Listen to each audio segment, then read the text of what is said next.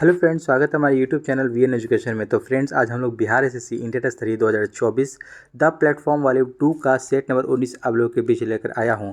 ध्यान देंगे, यहां पर आज हम लोग सेट नंबर 19 लगाने वाले हैं। इससे पहले 1 से लेकर 18 तक मैंने लगा दिया है।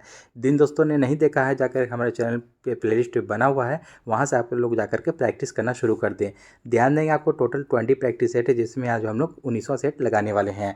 और इसके साथ साथ आपको ध्यान देंगे कि इसका आपको पहला संस्करण वॉल्यूम 1 आपको कंप्लीट कर दिया है प्लेटफॉर्म का, और खान सर का 20 practice set plus 7 previous years में जो दिया था वो, और ज्ञान बिंदु सर का, रोशन सर और बिट्टू सर का 15 आपको जो सेट वाला बुक था, ये तीनों बुक मैंने कंप्लीट करा दिया है। और ऑलमोस्ट ये भी बुक आपको कंप्लीट होने वाला है। तो ध्यान देंगे, सबका आपको प्लेलिस्ट बना हुआ है, अच्छे से जाकर के वहाँ पर आप लोग फटाफट रिविज़न स्टार्ट कर दें, ताकि क्योंकि आपको एग्ज़ाम का टाइम काफ़ी करीब है। तो दोस्तों, प्रैक्टिस जितना कीजिएगा उतना ही आपको निखार आएगा। अच्छे से प्रैक्टिस करते रहें और एक प्रैक्टिस सेट जरूर लगाएं डेली, ठीक है। तो दोस्तों, इस बार सीट एक पक्का करना ज़रूरी है। चलिए दोस्तों, चलते हैं सीधे प्रश्न की ओर। और प्रश्न की ओर जाने से पहले जिन दोस्तों ने हमारे चैनल पर विजिट करके नहीं आए हैं, हमारे चैनल को सब्सक्राइब करें और अपने दोस्तों में ज़रूर शेयर करें। और जिन्हें भी पीडीएफ की आवश्यकता है, पीडीएफ के लिए टेलीग्राम भी ज्वाइन कर ले, वहाँ से आप लोग पीडीएफ ले सकते हैं। चलिए चलते हैं पहले प्रश्न की ओर।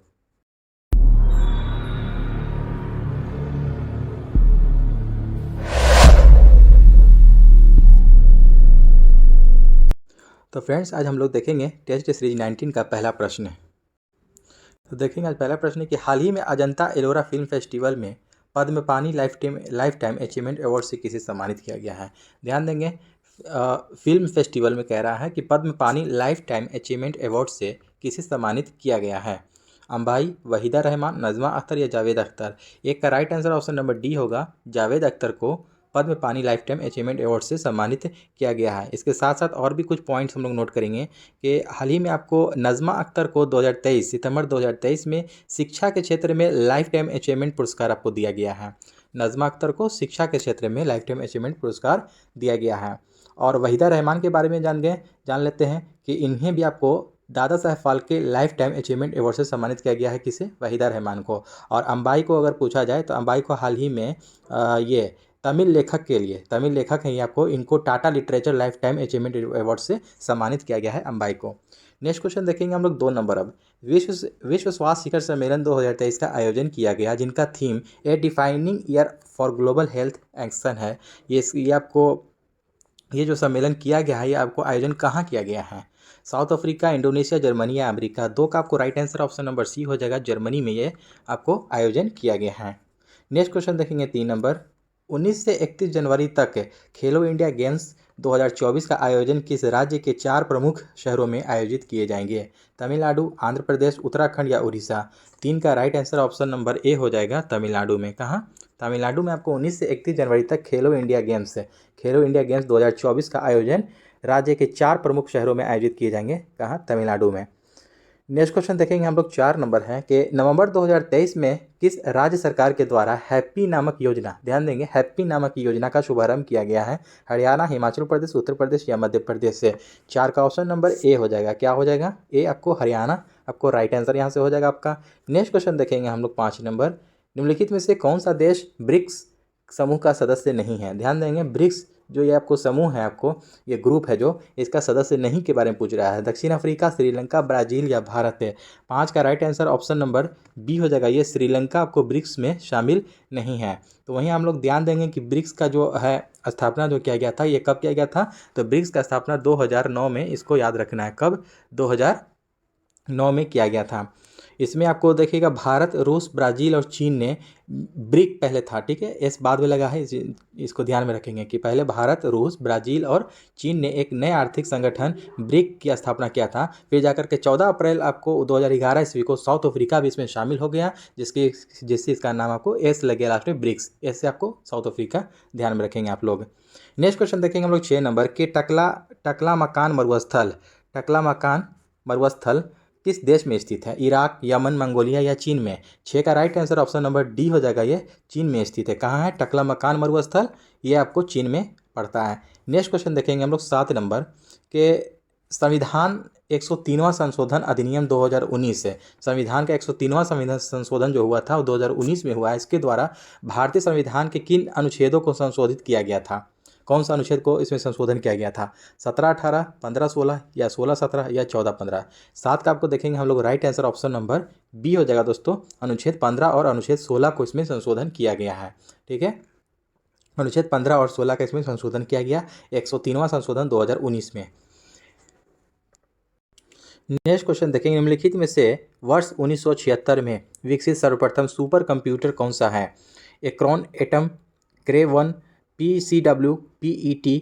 8 का राइट आंसर ऑप्शन नंबर देखिएगा बी हो जाएगा, क्रे 1। ठीक है, क्रे 1 आपको जो है ये आपको 1976 में विकसित प्रथम सुपर कंप्यूटर है। सुपर कंप्यूटर प्रदर्शन एवं डाटा प्रोसेसिंग के आधार पर सबसे शक्तिशाली होते हैं। ये आपको ध्यान देंगे कि परम 8000 भारत का पहला सुपर कंप्यूटर था। भारत का पहला सुपर कंप्यूटर कौन सा है? परम 8000।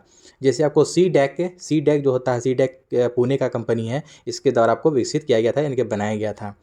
नेक्स्ट क्वेश्चन देखेंगे हम लोग 9 नंबर कि इंटरनेशनल मर्लिन अवार्ड से संबंधित कथन कौन सा है? यह जादूगरी के क्षेत्र का ऑस्कर कहा जाने वाला पुरस्कार है। इसको प्राप्त करने वाले प्रथम भारतीय पीसी सरकार जूनियर थे। तो 9 का आपको right answer option number C हो जाएगा। 1 और 2 दोनों यहाँ पर सही हो जाएगा आपको राइट आंसर। नेक्स्ट क्वेश्चन देखेंगे 10 नंबर की भारतीय ज्ञानपीठ पुरस्कार से सम्मानित प्रथम व्यक्ति कौन है?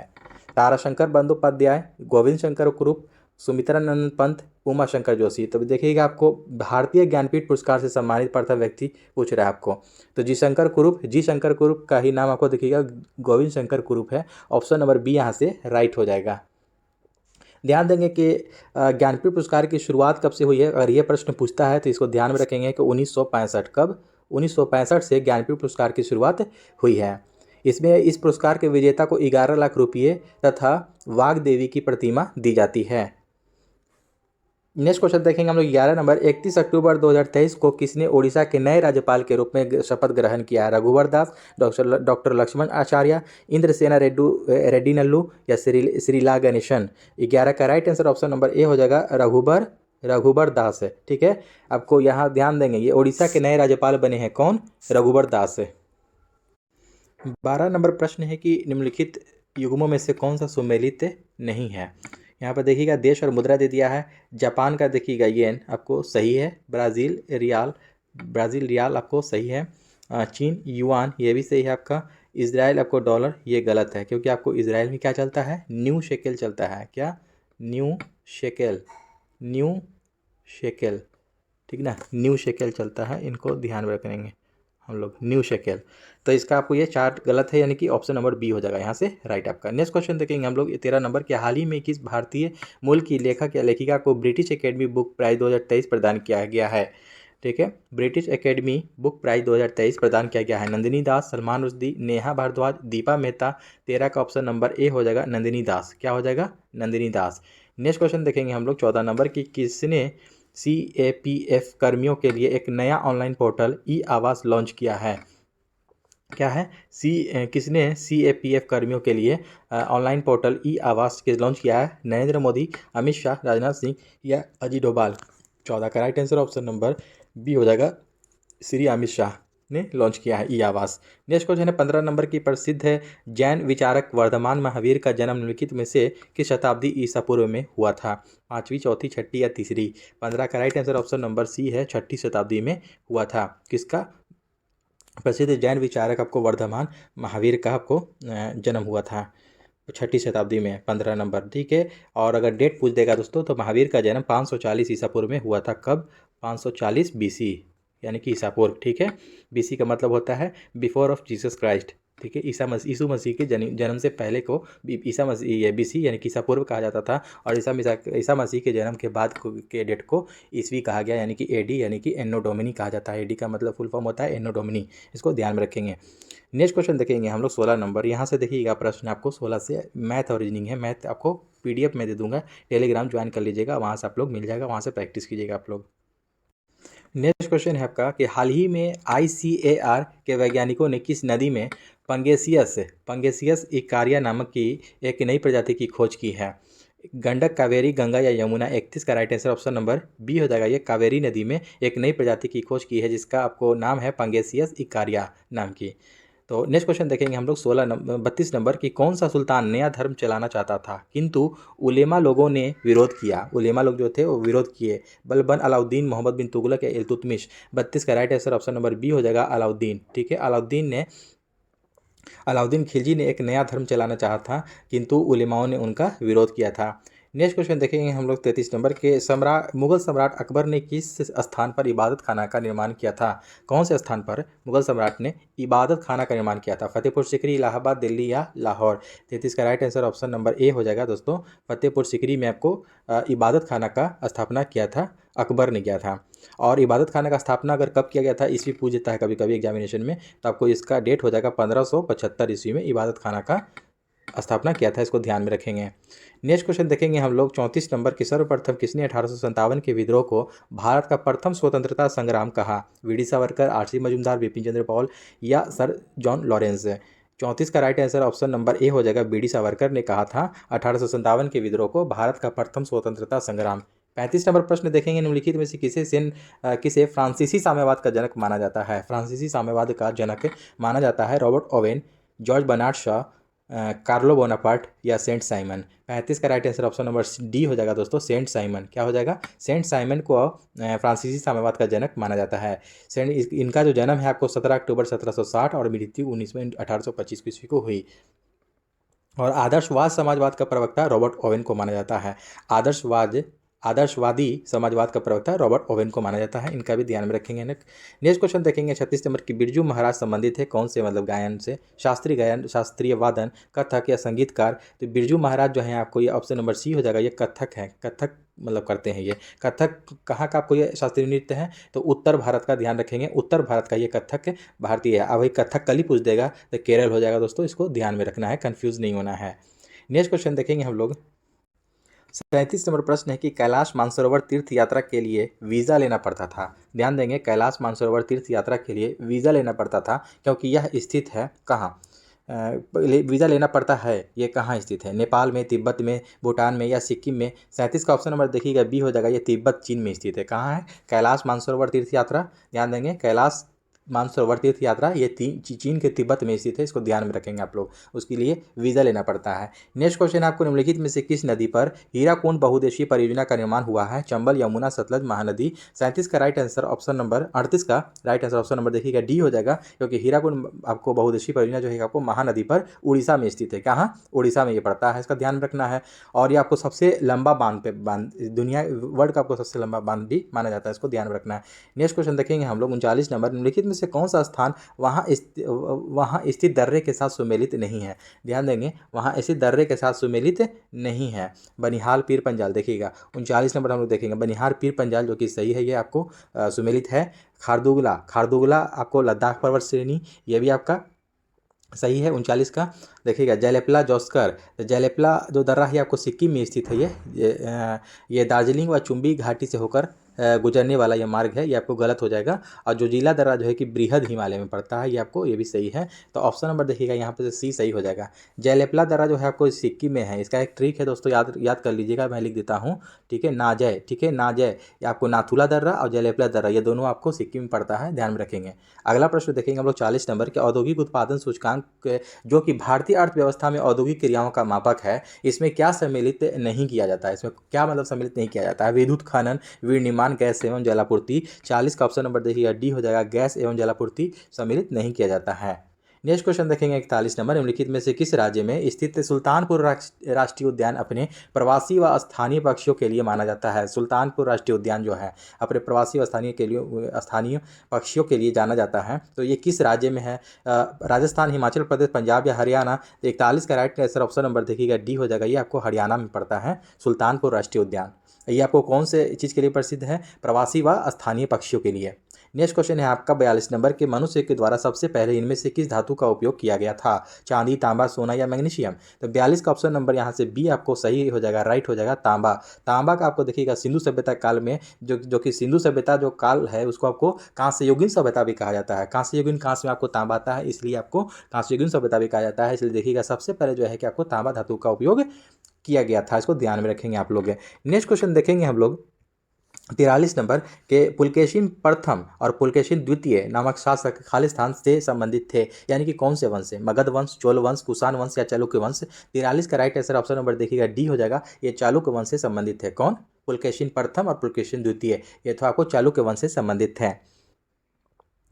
नेक्स्ट क्वेश्चन देखेंगे हम लोग 44 नंबर, निम्नलिखित में से कौन सी पुस्तक मौलाना अबुल कलाम आज़ाद के द्वारा लिखित है? देखिएगा, मौलाना अबुल कलाम आज़ाद के द्वारा लिखित पुस्तक कौन सी है? We the people, wings of fire, India wins freedom, the god of small things है। द छोड़िए, मतलब नहीं लिखा है, गॉड ऑफ स्मॉल थिंग, ठीक है। तो 44 का देखिएगा यहाँ पर राइट आंसर ऑप्शन नंबर देखिएगा सी हो जाएगा, इंडिया विंस फ्रीडम। ये आपको अबुल कलाम आज़ाद के द्वारा लिखा गया है। इसके द्वारा अबुल कलाम आज़ाद के द्वारा लिखा गया है इंडिया विंस फ्रीडम। ये वहीं आपको देखिएगा the god of small thing एक आपको अरुंधति राय के द्वारा लिखा गया है। और वी द पीपल के लेखक कौन है? नानी पालखीवाला, नानी पालखीवाला। और विंग्स ऑफ फायर तो अपने अब एपीजे अब्दुल कलाम का ये पुस्तक लिखा हुआ है। और ये अरुंधति राय। चारों आपको पॉइंट अच्छे से याद करना है, ये पॉइंट ध्यान में रखना है, चारों पॉइंट को जो मैंने बताया। नेक्स्ट क्वेश्चन देखेंगे हम लोग 45 नंबर। दोस्तों, ये अगर वीडियो अच्छी लग रही हो, वीडियो को क्वालिटी और वीडियो अच्छी लग रही हो तो दोस्तों में जरूर शेयर किया कीजिए और चैनल को सब्सक्राइब करें और अपने दोस्तों में शेयर करें ताकि उनको भी इस चीज़ का लाभ प्राप्त हो सके। तो दोस्तों देखते हैं नेक्स्ट क्वेश्चन 45 नंबर की, बलबन की उपाधि किसने धारण की थी? बलबन की उपाधि किसने धारण की थी? अजय खान, फरीद खान, उलुग खान या कबीर खान? 45 का right answer option number C हो जाएगा दोस्तों, उलुग खान, ठीक है। उलुग खान जो है कि बलबन की उपाधि धारण की थी। 61 नंबर प्रश्न है कि निम्नलिखित में से कौन सी फसल भारतीय मूल की नहीं है? गन्ना, मक्का, चावल या आम? 61 का right answer option number B हो जाएगा, मक्का। मक्का जो है कि भारतीय मूल की नहीं है ये फसल। मक्का, मक्का जो है कि भारत में पुर्तगाली के द्वारा लाया गया था। मक्का आपको किसके द्वारा लाया गया था? ये पुर्तगाली के द्वारा लाया गया था।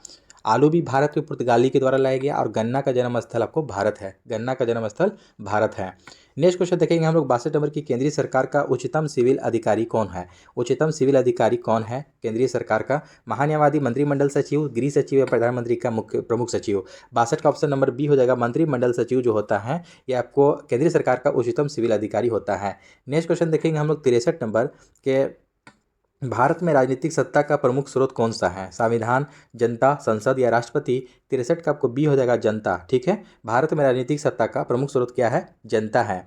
नेक्स्ट क्वेश्चन देखेंगे 64 नंबर की, निम्नलिखित में से कौन भारत में संघ राज्य संबंध से संबंधित नहीं है? संघ राज्य संबंध से संबंधित नहीं है। सरकारिया आयोग, पुंछी आयोग, राजमन्नार आयोग समिति, इंद्रजीत गुप्ता समिति? 64 का ऑप्शन नंबर डी हो जाएगा आपको, इंद्रजीत गुप्ता समिति जो है आपको संघ राज्य संबंध से संबंधित नहीं है। नेक्स्ट क्वेश्चन देखेंगे आपको, इंडो चाइना को किस देश ने अपने उपनिवेश के रूप में विकसित किया है? इंडो चाइना को किस देश ने? ब्रिटेन, चीन, जापान या फ्रांस? 65 का ऑप्शन नंबर डी हो जाएगा आपको, फ्रांस। फ्रांस ने आपको इंडो चाइना देश को अपने उपनिवेश के रूप में विकसित किया है। नेक्स्ट क्वेश्चन देखेंगे हम लोग 66 नंबर, गुट निरपेक्ष आंदोलन का पहला शिखर सम्मेलन कहाँ हुआ था? यानी कि गुट निरपेक्ष आंदोलन जिसको हम लोग नाम कहते हैं, NAM नाम, इसकी स्थापना 1961 में हुई थी, याद रखेंगे 1961 में। और ये न्यूयॉर्क, यूगोस्लाविया, कनाडा या जापान? 66 का ऑप्शन नंबर देखेंगे हम लोग, right answer option number B हो जाएगा दोस्तों, यूगोस्लाविया। गुट निरपेक्ष आंदोलन का पहला शिखर सम्मेलन यूगोस्लाविया में हुआ था, इसको ध्यान में रखेंगे। और इसकी स्थापना किसने किया था? तो गुट निरपेक्ष आंदोलन यानी कि आंदोलन जो था आपको भारत के जवाहरलाल नेहरू, मिस्र के गामेल अब्दुल नासिर और यूगोस्लाविया के मार्शल टिटो एवं घाना के एंक्रुमा के द्वारा आरंभ किया गया था। गुट निरपेक्ष आंदोलन की स्थापना 1961 में हुई थी, इसको ध्यान में रखेंगे। नेक्स्ट क्वेश्चन देखेंगे हम लोग 67 नंबर की, हंगरी की राजधानी क्या है? वियना, बुडापेस्ट, सना या वर्षा? 67 का आपको right answer option number B हो जाएगा, बुडापेस्ट, ठीक है। हंगरी की राजधानी क्या है? बुडापेस्ट है। 68 नंबर प्रश्न देखेंगे, निम्नलिखित में से कौन सा कथन सत्य है? यानी कि सही कथन का चूज करना है, यहाँ पर चयन करना है। 68 का देखेंगे, ब्रह्मी लिपि में मात्राएं एवं संयुक्तकार साक्षात्कार नहीं मिलते हैं। कुटिल लिपि को सिद्ध मातृका लिपि के नाम से जाना जाता है। आपका बी वाला सही हो जाएगा यहाँ से राइट आंसर। नेक्स्ट क्वेश्चन देखेंगे हम लोग 69 नंबर की, ग्राम पंचायत के सरकारी पदाधिकारी कौन है? ग्राम पंचायत के सरकारी पदाधिकारी कौन है? प्रखंड विकास अधिकारी, पंचायत सेवक, जिला विकास पदाधिकारी या इनमें से कोई नहीं। 69 का right answer option number B हो जाएगा, पंचायत सेवक।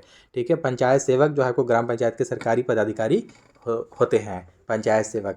नेक्स्ट क्वेश्चन, आपको ग्राम सभा का विभाजन किस में किया जाता है? प्रखंड में, वार्डों में, ग्राम पंचायत में या सभी? 70 का right answer option number B हो जाएगा, वार्डों में। आपको वार्ड जो होता है ना, ये कौन सा वार्ड आपको है, 1 2 3 4 इस तरह से, तो ग्राम सभा का विभाजन जो है आपको वार्डों में किया जाता है। नेक्स्ट क्वेश्चन देखेंगे हम लोग, भारत में किन राज्यों या क्षेत्रों के किसानों की खेती के आधुनिक तरीकों का सबसे पहले प्रयोग किया गया?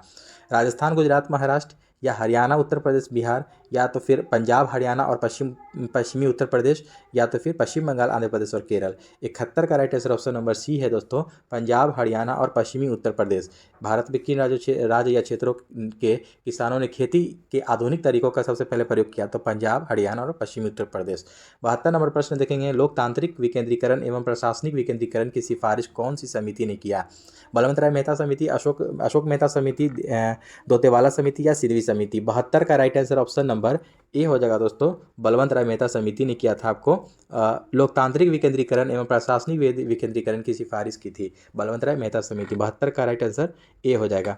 नेक्स्ट क्वेश्चन देखेंगे हम लोग 73 नंबर के, भारतीय डाकघर के लोकप्रिय योजना किसान विकास पत्र की परिपक्वता अवधि कितने महीने की है? यानी भारतीय डाकघर के लोकप्रिय योजना किसान विकास पत्र की परिपक्वता की अवधि कितने महीने की है, कितने महीने की होती है? 73 का देखिएगा ऑप्शन नंबर सी हो जाएगा दोस्तों, 123 महीना। कितना? 123 महीना की है। और पहले किसान विकास पत्र की परिपक्वता अवधि कितनी थी? 124 महीना थी पहले आपको 124 महीना थी, लेकिन अब कितनी है? 123 महीना। 1 2 3 1 2 3 याद रखेंगे, 1 2 3 महीना। नेक्स्ट क्वेश्चन देखेंगे हम लोग 74 नंबर। नेक्स्ट क्वेश्चन है, योजना अवकाश की अवधि का संबंध है। योजना अवकाश की अवधि का संबंध है 1965-68, 1966 से 69, 1967 से 70 या 1978 से 80। तो देखिएगा 74 का right answer option number B हो जाएगा, 1966 से 69। ठीक है, योजना अवकाश की अवधि 1966 से 69 है। तीसरी पंचवर्षीय योजना की समाप्ति जब थी उस समय 31 मार्च 1966 को हुई, और चौथी पंचवर्षीय योजना 1 अप्रैल 1969 से प्रारंभ हुई, क्योंकि आपको बीच में ये योजना अवकाश चला था आपको 1966 से 69। नेक्स्ट क्वेश्चन देखेंगे हम लोग 75 नंबर की, पंचायतों से संबंधित भारत के संविधान की 11वीं अनुसूची में कितने विषय हैं? ध्यान देंगे, काफ़ी इंपॉर्टेंट प्रश्न है कि 11वीं अनुसूची में कितने विषय प्रदान किए गए हैं? तो 18 विषय, 28 विषय, 29 या 29 है। 75 का right answer option number D हो जाएगा। क्या हो जाएगा? ऑप्शन नंबर डी, यानी कि 29 विषय प्रदान किया गया है 11वीं अनुसूची में। और वहीं आपको 12वीं अनुसूची आपको नगर पालिका से जो संबंधित है उसमें पूछ देगा, तो उसमें आपको टोटल 18 विषय प्रदान किया गया है, इसको भी ध्यान में रखेंगे साथ में। नेक्स्ट क्वेश्चन देखेंगे कि वुड के आदेश पत्र का संबंध निम्नलिखित में से किस सुधार से था? रेलवे, उद्योग, शिक्षा या सिंचाई? 91 का आपको right answer option number C हो जाएगा, ये शिक्षा के सुधार से था वुड का जो आदेश पत्र था। वुड का जो आदेश पत्र था आपको बोर्ड ऑफ कंट्रोल के प्रधान चार्ल्स वुड ने 19 जुलाई 1854 ईस्वी को भारतीय शिक्षा पर एक व्यापक योजना प्रस्तुत की, जिसे वुड का डिस्पैच कहा गया। वुड डिस्पैच के घोषणा पत्र को भारतीय शिक्षा का क्या कहा जाता है? मैग्ना कार्टा कहा जाता है। वुड डिस्पैच को घोषणा पत्र को भारतीय शिक्षा का मैग्ना कार्टा कहा जाता है, इसको ध्यान में रखेंगे। नेक्स्ट क्वेश्चन है कि निम्नलिखित में से कौन सी उन 3 नदियों में से एक नहीं है जिनका पारस्परिक प्रभाव उत्तर भारतीय मैदानों के निर्माण के लिए उत्तरदायी है? सिंधु, गंगा, ब्रह्मपुत्र या गोदावरी? 92 का आपका ऑप्शन नंबर डी हो जाएगा, गोदावरी राइट आंसर हो जाएगा।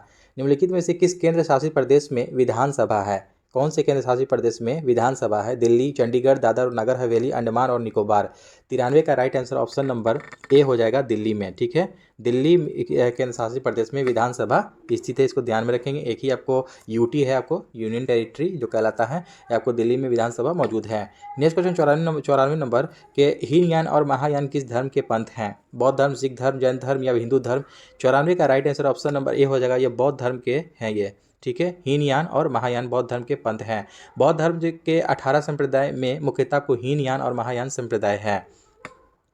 ठीक है, और आप बौद्ध धर्म के त्रिरत्न हैं, कौन कौन से हैं? तो बुद्ध, धम्म और संघ, इसको भी याद रखेंगे। बुद्ध, धम्म और संघ, ये बौद्ध धर्म के त्रिरत्न हैं। और वहीं आपको देखिएगा जैन धर्म में भी आपको त्रिरत्न आते हैं, साम्यक दर्शन, साम्यक आचरण और साम्यक ज्ञान, ये आपको 3 रत्न होते हैं, इसको भी ध्यान में रखेंगे दोनों धर्म का। ठीक है, नेक्स्ट क्वेश्चन देखेंगे हम लोग, ब्रह्मपुत्र नदी बांग्लादेश में क्या कहलाती है? पद्मा, जमुना, दिहांग या भीमा?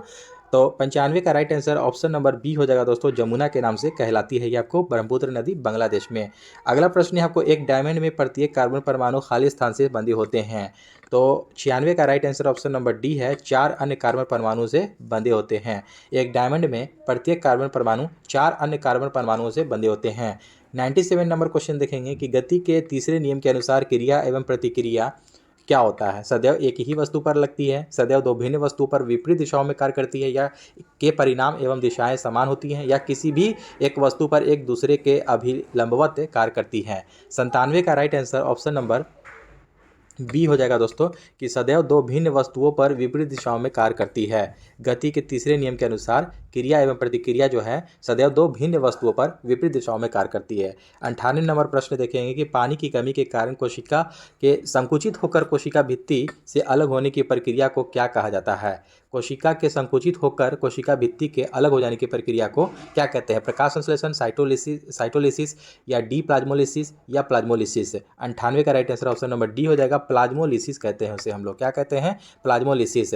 यानी कि आपको पानी की कमी के कारण कोशिका के संकुचित होकर कोशिका भित्ति से अलग होने की प्रक्रिया को प्लाज्मोलिसिस कहते हैं। COOH निम्नलिखित में से किस क्रियात्मक समूह में उपस्थित है। कार्बोक्सिलिक अम्ल, कीटोन, एल्डिहाइड या अल्कोहल। 99 का right answer option number A हो जाएगा यहाँ पर दोस्तों, कार्बोक्सिलिक अम्ल। क्या हो जाएगा, कार्बोक्सिलिक अम्ल। नेक्स्ट क्वेश्चन देखेंगे 100 नंबर की, तरल में प्रवाह का अद्वितीय गुण होता है, निम्नलिखित में से कौन सा कथन सही है।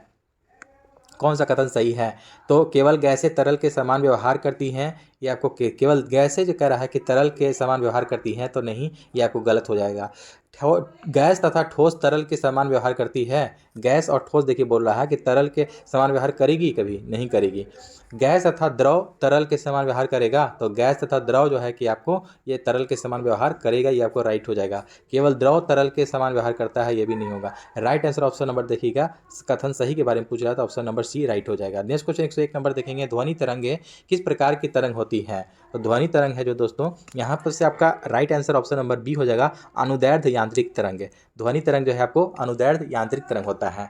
नेक्स्ट क्वेश्चन देखेंगे 102 नंबर कि श्लेष्मा झिल्ली की सूजन को खाली स्थान कहा जाता है। श्लेष्मा झिल्ली की सूजन को क्या कहा जाता है। ब्रोंकाइटिस, हेपेटाइटिस, आइराइटिस या गैस्ट्राइटिस से। तो 102 का आपको right answer option number A हो जाएगा, ब्रोंकाइटिस हो जाएगा। क्या हो जाएगा, ब्रोंकाइटिस। श्लेष्मा झिल्ली की सूजन को ब्रोंकाइटिस कहते हैं। नेक्स्ट क्वेश्चन देखेंगे हम लोग, निम्नलिखित में से किस प्रकार के प्रदूषण को वाहनों में उत्प्रेरक कन्वर्टर फिट करके नियंत्रित किया जाता है। जल प्रदूषण, वायु प्रदूषण, मृदा प्रदूषण या ध्वनि प्रदूषण। 103 का right answer option number B हो जाएगा दोस्तों, वायु प्रदूषण। ठीक है, किस प्रकार के प्रदूषण को वाहनों में उत्प्रेरक कन्वर्टर फिट करके नियंत्रित किया जाता है, तो वायु प्रदूषण। नेक्स्ट क्वेश्चन है आपका कि जल किस प्रकार का संसाधन है। चक्रीय, गैर चक्रीय, गैर नवीकरणीय या अजैविक। 104 का ऑप्शन नंबर ए हो जाएगा, ये चक्रीय संसाधन है। जल किस प्रकार का संसाधन है, ये आपको चक्रीय संसाधन है। नेक्स्ट क्वेश्चन देखेंगे हम लोग 105 नंबर के, निम्नलिखित में से किन परिस्थितियों में हाइड्रोजन गैस के अणुओं के मध्य दूरी बढ़ेगी। कौन से परिस्थिति में हाइड्रोजन गैस के अणुओं के मध्य जो दूरी है कि आपको बढ़ेगी। बंद पात्र में भरी हाइड्रोजन गैस पर दाब बढ़ा करके,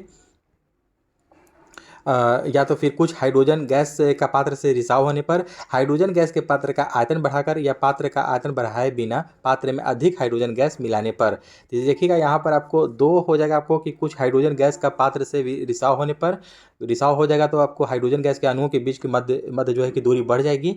और 3 नंबर में देखेंगे कि हाइड्रोजन गैस के पात्र का आयतन बढ़ाकर आपको इसका वॉल्यूम बढ़ा दिया जाए, इंक्रीज कर दिया जाए, तो अब इसलिए जो है कि आपको गैस के अणुओं के बीच जो मध्य जो दूरी है वो बढ़ जाएगी। तो ऑप्शन नंबर देखिएगा बी और 2 और 3 सही है, इसमें आपको right answer option number C हो जाएगा।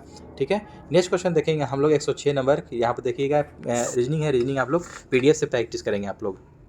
नेक्स्ट क्वेश्चन देखेंगे 121 नंबर के, आवासीय क्षेत्रों के लिए केंद्रीय प्रदूषण नियंत्रण बोर्ड के द्वारा प्रस्तावित मानव शोर स्तर क्या है। 65 डेसिबल, डीबी का मतलब डेसिबल होता है, 45 डेसिबल, 35 डेसिबल या 25 डेसिबल। 121 का ऑप्शन नंबर देखिएगा बी हो जाएगा दोस्तों, यहाँ से 45 डेसिबल जो है कि आवासीय क्षेत्रों के लिए, जो आवासीय क्षेत्र जो होते हैं जहाँ पर आप लोग रहते हैं हम लोग, केंद्रीय प्रदूषण नियंत्रण बोर्ड के द्वारा प्रस्तावित मानक शोर का स्तर जो है आपको 45 डेसिबल है। नेक्स्ट क्वेश्चन देखेंगे हम लोग 122 नंबर, पशुपालन और पादप प्रजनन कार्यक्रम उदाहरण है। पशुपालन और पादप प्रजनन कार्यक्रम उदाहरण है किसका। रिवर्स इवोल्यूशन, कृत्रिम चयन, उत्परिवर्तन या प्राकृतिक चयन। 122 का ऑप्शन नंबर बी हो जाएगा, यह कृत्रिम चयन का उदाहरण है, पशुपालन और पादप प्रजनन कार्यक्रम।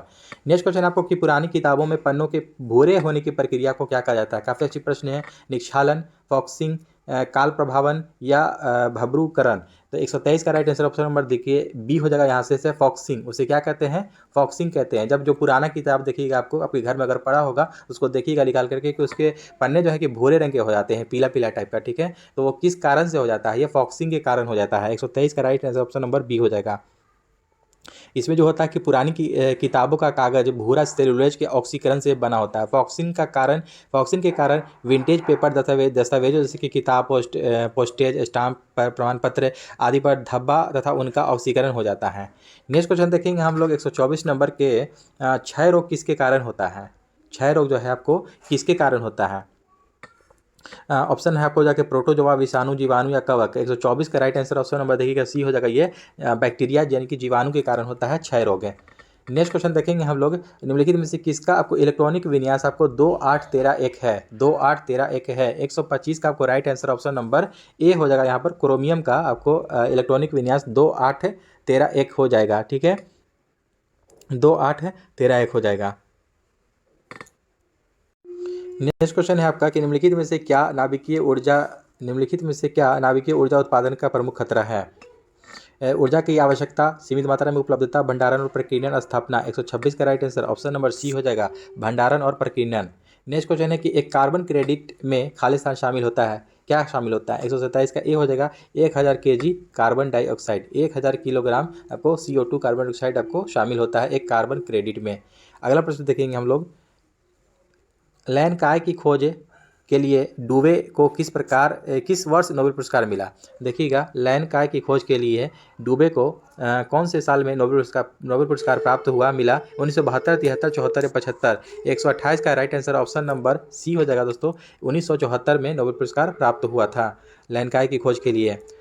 नेक्स्ट क्वेश्चन देखेंगे हम लोग 129 नंबर के, भारी जल के नामकरण का आधार क्या है? भारी जल के नामकरण का आधार, तो 129 का राइट आंसर देखिएगा ऑप्शन नंबर यहाँ से बी आपका राइट हो जाएगा कि यह प्रोटियम के स्थान पर ड्यूटेरियम का उपयोग किया जाता है जो हाइड्रोजन का अपेक्षाकृत भारी समस्थानिक है।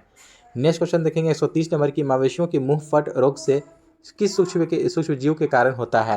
यानी कि जो मवेशियों का जो मुंह फट रोग जो होता है ना, मुंह फट रोग आपको वो कौन से सूक्ष्म जीव के कारण होता है? कवक, प्रोटोजोआ, विषाणु या बैक्टीरिया। 130 का right answer option number C हो जाएगा दोस्तों, वायरस के कारण ये होता है मुंह फट रोग, ठीक है। और भी देखिएगा वायरस के कारण कौन कौन सा रोग होता है, देखिएगा खुरपा और मुंह पका रोग जो होता है वायरस है, पोकनी, गलघोंटू, मिल्टी रोग, थनैला रोग और संक्रमण गर्भपात। ये सब देखिए संक्रमण गर्भपात और थनैला रोग ये जो है और गिल्टी रोग ये आपको जीवाणु के कारण और गलघोंटू भी आपको जीवाणु के कारण होता है। लेकिन दो रोग जो होता है पोकनी और खुरपका और मुंह पक्का ये आपको वायरस के कारण होता है। 131 नंबर प्रश्न देखेंगे, गंदे सार्वजनिक मूत्रालय में निम्न गैस निकलती है? अमोनिया, क्लोरीन, सल्फर डाइऑक्साइड या कार्बन मोनोऑक्साइड। 131 का ऑप्शन नंबर ए हो जाएगा, अमोनिया गैस निकलती है। जहाँ पर हम जो मूत्र जो करता है इंसान, ठीक है, करता है मूत्र, तो वहाँ पर आपको कौन सी गैस निकलती है? अमोनिया निकलती है।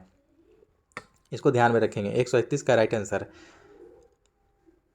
नेक्स्ट क्वेश्चन देखेंगे 132 नंबर के, ऊर्जा के एक आदर्श पिरामिड में यदि हरे पौधों द्वारा 500 जूल सौर ऊर्जा ग्रहण की जाती है तो केवल खाली स्थान पौधों द्वारा अवशोषित करके रखी जाएगी और बाकी पर्यावरण में लुप्त हो जाएगी। तो कितना? 132 का right answer option number C हो जाएगा दोस्तों, 5 जूल। यहाँ पर ये केवल 5 जूल जो है पौधों के द्वारा अवशोषित करके रखी जाएगी।